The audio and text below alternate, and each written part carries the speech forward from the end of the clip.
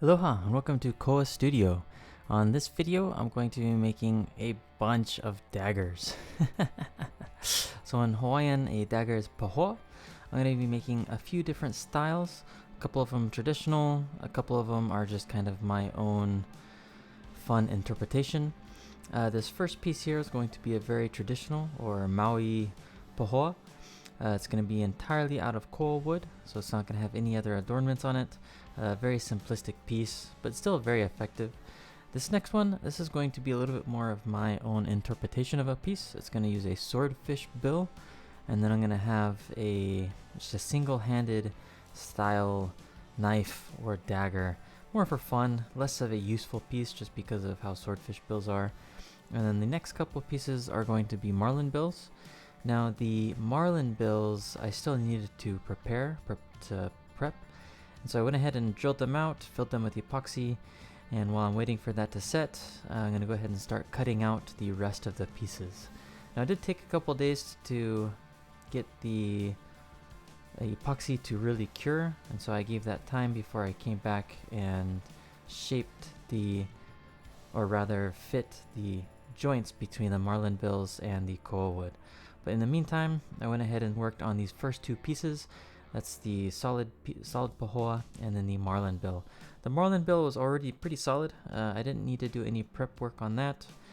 More accurately, I'd already done some. And then the joint, I'm going to be doing all of these is going to be a mix of tongue and groove.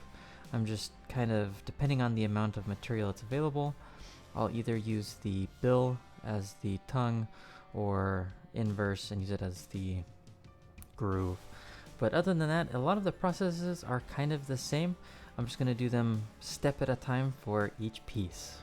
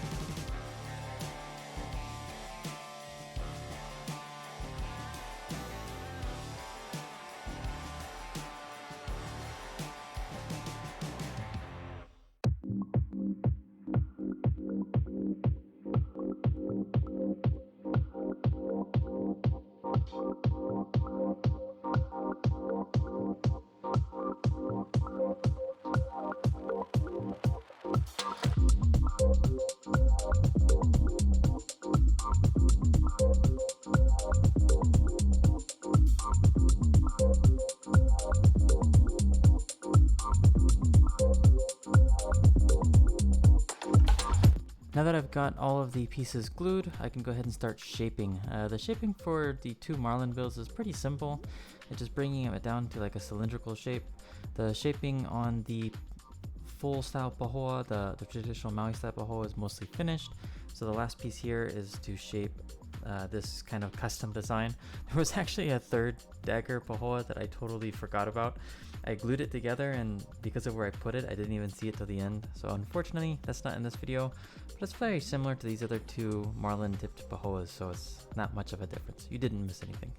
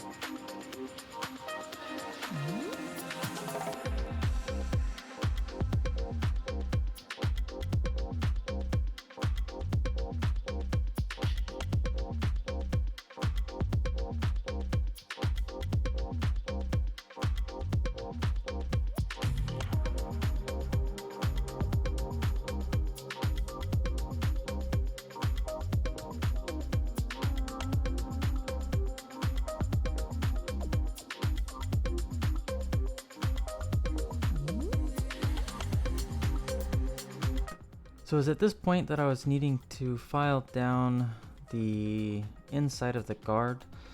And so I was putting in the vise, but the vise was kind of tilted a little bit. Usually the jaws face outward away from the table. For a different piece, I had twisted the vise and left it in that position. I forgot about that, and so I put this piece into place, but because of where it was as I tightened it in, it pushed the blade up against the table and then eventually cracked it. And so it was already broken. I just finished pulling it apart. I was so mad. So I didn't want to throw this piece away because it's a beautiful swordfish bill. So I wanted to fix it, but I wasn't entirely sure how. What I ended up settling with is I'm using some really thick CA glue. So rather than a thin CA glue, this is a really thick, viscous CA glue. Now, the glue itself is pretty strong, and it might even be strong enough of a hold, especially because I'm not going to be testing with this piece.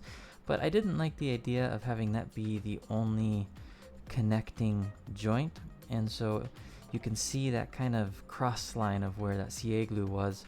In addition to that, I'm going to be cutting out the center section here and then putting in a square peg, almost like a butterfly.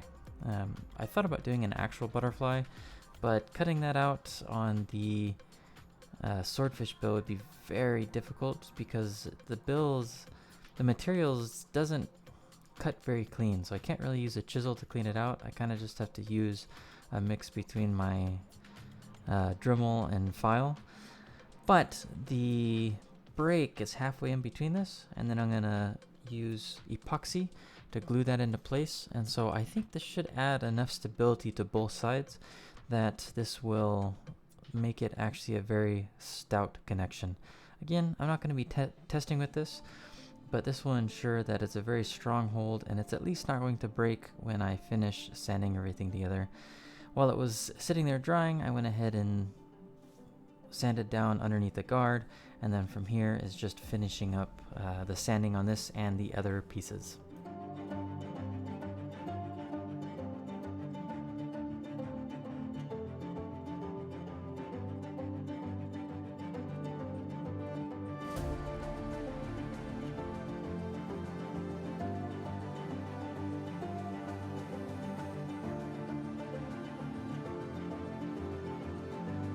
Now I was very excited to oil these pieces. They're all different grains from different cutoffs and different pieces of coral wood, but pretty much all of them had their own beautiful characteristics, and so I was very, very excited to finally get to this point so I could start to see the grain come through, especially with the contrast between the Marlin bill and the coral wood on these three pieces. Man, it turned out absolutely gorgeous. Love the way that they look, especially the curl on this piece. It's a dark curly koa. Beautiful wood. Man, it turned out absolutely awesome. Once I finish oiling all four pieces, I will let them sit for 24 hours, and then the last step will be lashing. And in a previous video, someone had asked me to go into a little bit more detail on the style of lashing that I do. It depends on what style of piece and what style that I'm going for as to what style of lashing that I'll implement. But for this video and for these style of pieces, I'll go through that.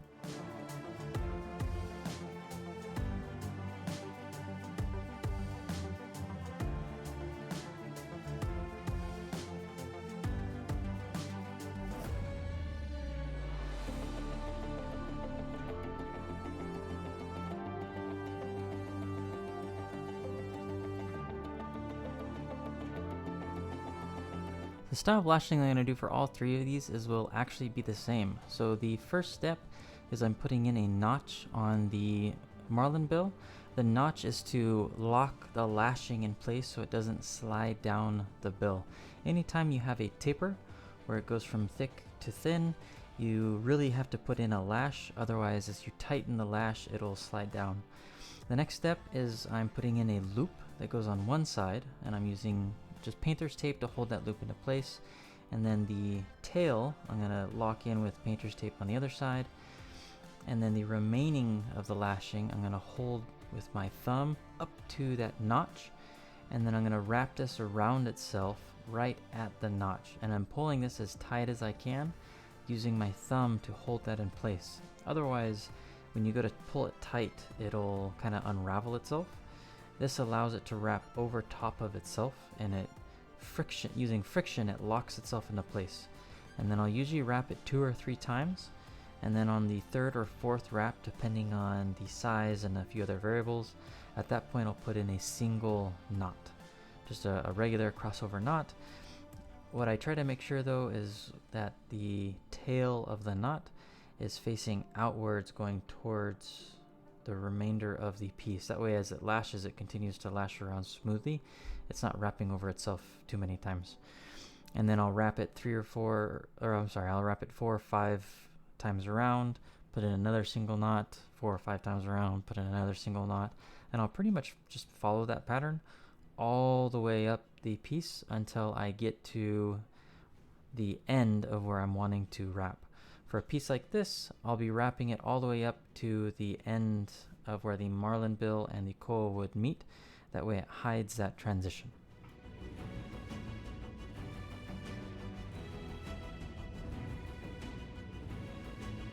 Once I finish wrapping it all the way around, I'll cut off the excess of the tail, so I just have that tail there, and then I'm going to pull that loop through. I like to use the pliers when I go to pull it through, not because I have to, it just is easier to do it this way.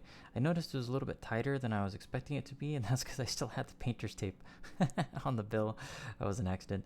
But you'll see here as I go to pull this, it's going to pull that loop through the piece. Now before I pull it all the way through, I'm going to thread the pigtail of this through that loop. Now you probably could at this point just pull it through and that would be sufficient, but I like to tie a knot. I'll do a double knot right here, and what this will do is it'll give that loop something to lock onto. This way there's just no way that that loop is going to pull loose. It'll just stay tight. Now if you wanted to pull the loop loose, as in if you wanted to be able to undo the ravel, then you definitely wouldn't want to pull a knot. But for this style of lash and for what I'm doing, I don't want it to come loose, and so I'm putting in that knot on that end. And then the last step is just to cut off the pigtails on both sides, and then I tuck in those tails underneath. And then for the lashing on the feathers and the lashing on the final piece, it's actually the same style. The only difference is with the feathers, I'm kind of gluing them into place first, and then I lash over top, and then with the other blade, it'll be a very similar style wrap.